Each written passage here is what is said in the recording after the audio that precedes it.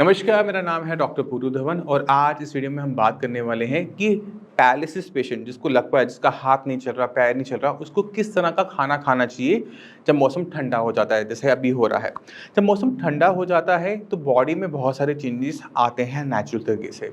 हर किसी इंसान का बॉडी वेट बढ़ना शुरू होता है और इस पीरियड को हेल्दी पीरियड कहा जाता है क्योंकि इस टाइम में बीमारियां कम होती हैं, बॉडी में एनर्जी ज़्यादा होती है। आप जो खाना खाते हो वो बहुत तेज़ी से डाइजेस्ट होता है और बहुत तेज़ी से बॉडी को लग रहा होता है। तो कहने का मतलब ये है कि ये जो ठंड का मौसम है, ये बहुत ज़्यादा फ़ायदेमंद होता है किसी भी बीमारी के अंदर, और ये लकवे के लिए भी बिल्कुल सही है। अगर हमें लकवा है, हमें पैरालिसिस है और हम रिकवरी अपनी बॉडी के अंदर करना चाहते हैं, तो ये जो ठंड के 4 महीने होते हैं, इन्हें हमें अच्छे तरीके से यूटिलाइज़ करना चाहिए। ठंड का मौसम कुछ परेशानी ज़रूर लेकर आता है, पर जो इन परेशानी से आगे निकल जाएगा, उसको अपनी बॉडी के अंदर रिकवरी देखने को मिलेगी। तो डाइट पे हम आज बात करेंगे कि किस तरह की डाइट होनी चाहिए। तो डाइट हमारी होनी चाहिए हमारे ब्रेन के लिए कि हम अपने ब्रेन को क्या देना चाहते हैं। क्योंकि जब हमें पैरालिसिस हुआ था, लकवा हुआ था, तो ब्रेन के अंदर क्लॉट आया था, ब्रेन के अंदर नस फटी थी और वो हील नहीं हो पा रहा। इस वजह से हमारे हाथ-पैर सही तरीके से काम नहीं कर पा रहे। तो जो खाना है वो मसल्स के लिए भी हो, बोन के लिए भी हो और हमारे ब्रेन के लिए खासकर हो, क्योंकि उसने ही सबसे ज़्यादा डेवलपमेंट करनी है। उसने ही न्यूरोप्लास्टिसिटी की हेल्प से अपने आप को और अच्छा करना है, जिससे हमारे हाथ-पैर में ताकत आने वाली है। तो खाने के अंदर हमने क्या ध्यान रखना है कि इस टाइम अपने खाने के अंदर आप ड्राई फ्रूट्स को ज़रूर ऐड कीजिए। चाहे आप बादाम लिए, तो अखरोट लिए, उनको चाहे भिगो के लें, चाहे बिना भिगोए लें, बट उसको कुछ ना कुछ 5-6 दाने डेली बेसिस पे कंज़्यूम करें। क्यों? क्योंकि इनके अंदर एसेंशियल अमीनो एसिड्स होते हैं, जो कि हमारे ब्रेन की फंक्शनिंग को बढ़ाने के लिए बहुत ज़्यादा अच्छे होते हैं। दूसरा हमें जो चीज़ लेनी है वो है विटामिन डी। अक्सर जब हम विटामिन डी की बात करते हैं तो पेशेंट को लगता है मैं धूप में बैठ तो रहा हूँ, धूप हम ले तो रहे हैं। धूप आप ले रहे हैं, वो आपकी डेली डोसेज को पूरा कर देगा। मगर अगर गर्मी में जो हम घर के अंदर रहते हैं, उससे हमारी बॉडी में विटामिन डी की डेफिशिएंसी हुई है, तो हमारी रिकवरी करने में दिक्कत आती है। क्योंकि विटामिन डी की डेफिशिएंसी की वजह से जो हमारा माइक्रो ब्लड सर्कुलेशन होता है, मैं दोबारा बोलूँगा, माइक्रो ब्लड सर्कुलेशन, वो कहीं न कहीं हैम्पर होता है। तो विटामिन डी अगर हमारी बॉडी में पूरा है, यानी हमारा जो सर्कुलेशन है वो ब्लड का अच्छा चलेगा, हमारे ब्रेन तक अच्छा ऑक्सीजन जाएगी और उसको रिकवरी करने में हेल्प मिलेगी। तो विटामिन डी का आप एक बार टेस्ट करवा लें। विटामिन डी अगर आपकी बॉडी में कम है तो उसका सप्लीमेंट ज़रूर ले लीजिए। बाकी जो डेली बेसिस पे रिक्वायरमेंट होती है उसको आप धूप से पूरा कर सकते हैं। अगर ध्यान के रखेंगे, धूप में बैठ के भी वही फ़ायदा मिलना है धूप से जितना हमें एक्सरसाइज करके मिलेगा। मगर जब हम एक्सरसाइज कर रहे हैं धूप के अंदर, तो हमें डबल बेनिफिट मिलता है। एक तो बॉडी गर्म हो जाती है, मसल्स में स्टिफनेस नहीं आती ठंड की वजह से, विटामिन डी भी पूरा मिलता है और हमारी एक्सरसाइज की रूटीन खराब नहीं होती है। तो सर्दियों में धूप का आपने फ़ायदा तीनों तरह से लेना है। अब चलते हैं कि हम डाइट में और चेंजेस क्या कर सकते हैं जिससे हमें मैक्सिमम बेनिफिट मिले इस ठंड के मौसम का। वो है खाने के अंदर हमने कुछ चीज़ें बढ़ानी होती हैं जो हम गर्मी में नहीं खा पाते, जैसे फ़िश। फ़िश आप गर्मी में बहुत रेयरली खाते होंगे।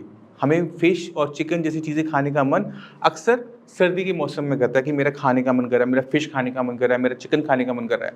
हमने इस अर्ज को दबाना नहीं है। अगर आपकी बॉडी कह रही है कि आपको फ़िश की रिक्वायरमेंट है, आपका मन कर रहा है, आपका चिकन खाने का मन कर रहा है, चिकन सूप पीने का मन कर रहा है, तो आपने लेना है। क्योंकि हमारे ब्रेन को पता होता है कि लास्ट टाइम उसने क्या खाया था, उससे उसे क्या मिला था, तो ब्रेन आपको वो टेस्ट डेवलप कर देता है कि आपने ये आज खाना है और जब तक आप वो खाते नहीं हैं, आपको सैटिस्फैक्शन मिलती नहीं है। तो इसी हम प्रोसेस का यूज़ करेंगे पैरालिसिस के पेशेंट के अंदर भी। अगर आपका अर्ज कर रही है फ़िश खाने का, तो आप फ़िश खाइए, एग्स खाइए, अपना चिकन सूप, चिकन जो ड्राई होता है, बिना घी तेल को यूज़ किए, बिना डीप फ्राई को यूज़ किए, उसको आप कंज़्यूम कीजिए क्योंकि ये आपके ब्रेन के लिए बहुत अच्छा रहेगा। क्योंकि ब्रेन को चीज़ें चाहिए होती है, विटामिन डी भी चाहिए, उसको बाकी जो न्यूट्रिशन होता है वो भी चाहिए, एसेंशियल अमीनो एसिड्स भी चाहिए, उसे सब कुछ चाहिए। उसे रिकवर करना है, कोई एक चीज़ भी कमी रह जाएगी तो रिकवरी में कहीं न कहीं वो डिले होगा। जब तक वो चीज़ पूरी नहीं होती, तो हमने अपनी बॉडी को डाइट वाइज़ बहुत अच्छे तरीके से रखना है। तो 3 चीज़ें आपने मेनली आपने करनी है, वो है ड्राई फ्रूट्स को ऐड करना, धूप का सेवन करना, साथ में आपने डाइट के अंदर जो नॉन-वेज चीज़ें हैं वो ऐड करना। अब जो लोग वेजिटेरियन हैं, उन्हें घबराने की ज़रूरत नहीं है। अब मैं आगे जो बताने वाला हूँ, वो आपके लिए हेल्पफुल रहेगा। आप लोग क्या कर सकते हैं, आप अपनी डाइट के अंदर दूध की मात्रा को बढ़ा सकते हैं। दूध सबको सूट नहीं करता। अगर दूध आपको सूट नहीं कर रहा है तो दूध हल्दी का यूज़ करके देखिए, अगर आपको वो सूट कर जाता है ठीक है, अगर नहीं करता है तो दूध इलायची। आपने किसी न किसी तरीके से, किसी न किसी फ़ॉर्म में दूध अंदर लेके जाना है, क्योंकि दूध एक तरीके से कंप्लीट फूड माना जाता है। जैसे चिकन हम बताते हैं, जैसे हम फिश बताते हैं, उस तरह से दूध भी कंप्लीट फूड है। थोड़ी कम न्यूट्रिशन वैल्यू रखता है बट वो कंप्लीट है। इसमें सिर्फ एक चीज़ नहीं होती, वो है विटामिन सी। विटामिन सी को अलग कर दिया जाए तो दूध हमारा कंप्लीट है और आपने इसका इंटेक अपनी डाइट में बढ़ाना है। दूसरी चीज़ आप क्या बढ़ा सकते हैं, चिकन मटन तो खा नहीं सकते, चिकन फिश तो खा नहीं सकते, तो हम अपनी डाइट के अंदर मशरूम्स को बढ़ा सकते हैं। मशरूम्स में उतनी ही ताकत होती है जितना ऑलमोस्ट एक फिश के अंदर होती है, बट क्वांटिटी थोड़ी सी ज़्यादा लेनी पड़ती है, बार बार लेनी पड़ती है, जिससे बॉडी के अंदर डेफिशिएंसीज पैदा ना हो। तो मशरूम्स को अपनी डाइट में ऐड कीजिए। साथ में आप ऐड कर सकते हैं वो है खूब सारी दालें। दालों में प्रोटीन ज़्यादा, मशरूम में भी प्रोटीन ज़्यादा, हम चिकन फिश कहते हैं उसमें भी प्रोटीन ज़्यादा। क्यों इतना हम प्रोटीन पे जोर देते हैं, उसको समझने की ज़रूरत है। अपने शरीर की तरफ देखो, आपकी बॉडी में हर एक चीज़ प्रोटीन की बनी हुई है।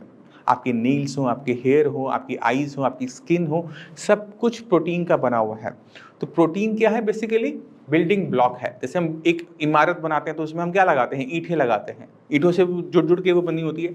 वैसे ही हमारा शरीर पूरा का पूरा प्रोटीन का ऑलमोस्ट बना हुआ होता है। अगर बॉडी में, हमारे खाने में प्रोटीन की कमी है तो बॉडी को ना ब्रेन में रिकवरी करने में दिक्कत होती है। क्यों होती है, क्योंकि उसे बाकी फंक्शंस भी तो करने हैं। आपको जिंदा रखने के लिए जो बाकी फंक्शंस हैं, हमारा जो खाया हुआ प्रोटीन है वहाँ कंज्यूम हो जाता है। ब्रेन की जो रिपेयर है उसमें वो कम पड़ जाता है। तो अपनी बॉडी के अंदर प्रोटीन हम थोड़ा ज़्यादा रखेंगे, जिससे हमारी बॉडी को, हमारे ब्रेन को अच्छी तरीके से प्रोटीन मिले, हमारी मसल स्ट्रांग हो, क्योंकि वो भी प्रोटीन की बनी हुई है। हमारा ब्रेन जो भी, वो भी प्रोटीन का बना हुआ है, उसको भी किसी टाइप की कमी महसूस ना हो। अगर आप इन चीज़ों का ध्यान रख लेते हैं तो आपको बहुत फास्ट रिकवरी देखने को मिलती है। मगर ये तब मिलनी शुरू होती है जब हम सही तरीके से एक्सरसाइज भी साथ में करते हैं, क्योंकि सिर्फ खाने से काम नहीं बनेगा। अगर आप बैठे बैठे खाना खाओगे तो सिर्फ वजन बढ़ने वाला है सर्दी के मौसम में।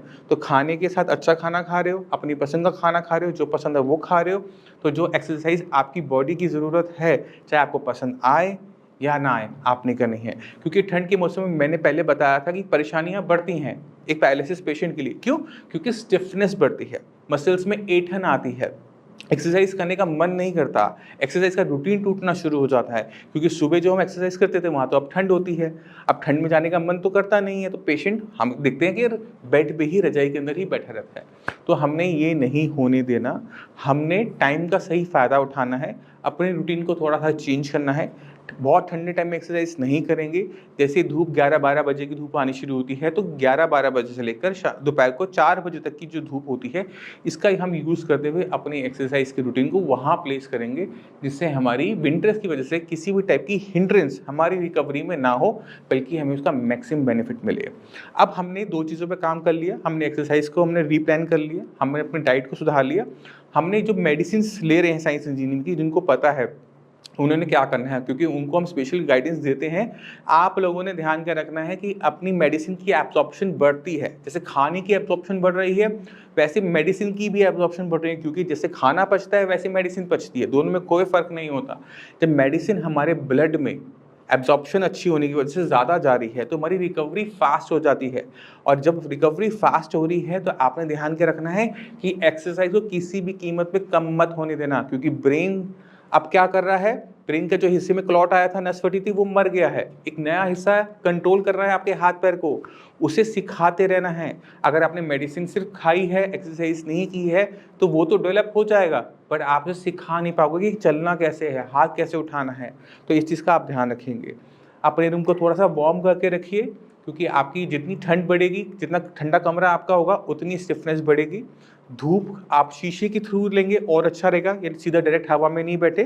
जैसे एक खिड़की होती है, खिड़की से धूप आ रही है, और वो धूप क्योंकि वो एक कमरे में होती है, हवा नहीं चल रही होती, तो वो ज़्यादा फ़ायदेमंद हो सकती है। जिनकी यहाँ पे ऐसी पॉसिबिलिटी ना हो, घबराने की ज़रूरत नहीं है। जो धूप आपको मिल रही है, आप उसका मैक्सिमम बेनिफिट लेने की कोशिश कीजिए। पर जब बहुत ठंडी हवा चल रही हो, तो इस तरह के एनवायरनमेंट को थोड़ा से बचने की कोशिश कीजिए, क्योंकि अगर धूप भी है और ठंड भी चल रही है, हवा ठंडी चल रही है, तो वो स्टिफनेस ज़रूर लेकर आएगी।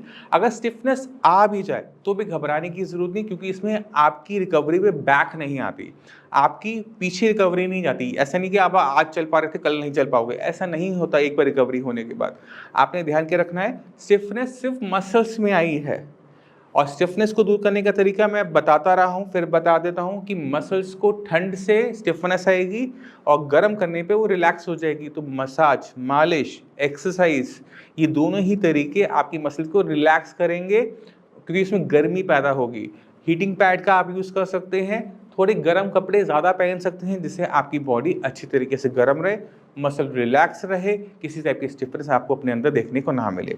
तो मैं उम्मीद करता हूँ कि डाइट के अलावा भी आप बहुत कुछ सीख गए होंगे इस वीडियो के अंदर कि हमने किन किन चीज़ों का ध्यान रखना है। फिर भी कोई भी डाउट है, कुछ भी पूछना चाहते हो तो डॉक्टर्स की टीम दे रखी है मैंने, उनकी हेल्प लो, उनसे पूछो, उनसे बात करो, वो आपको पूरा हेल्प आउट करेंगे इस 4 महीने के अंदर बहुत फास्ट रिकवरी लाने में। अब इसी के साथ आप सभी से मैं चलने की आगे चाहूँगा। मिलते हैं अगले वीडियो में, तब तक के लिए नमस्कार।